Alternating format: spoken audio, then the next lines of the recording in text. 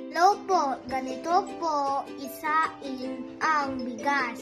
Una, kumuha ng bigas at ilagay sa kaldero.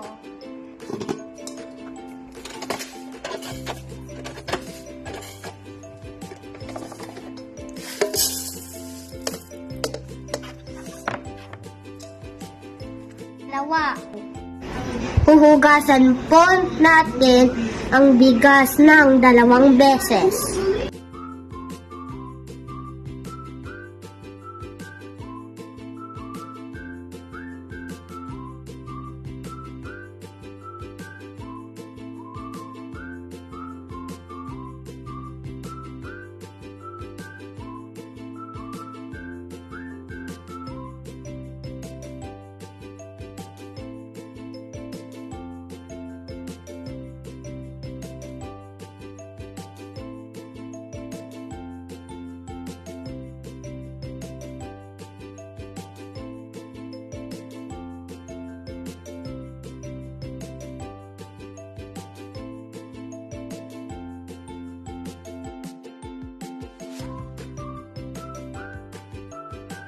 Ilalagay sa rice cooker.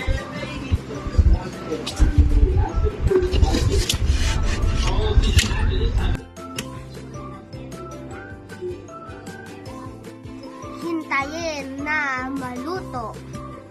Sa wakas, luto na ang kanin.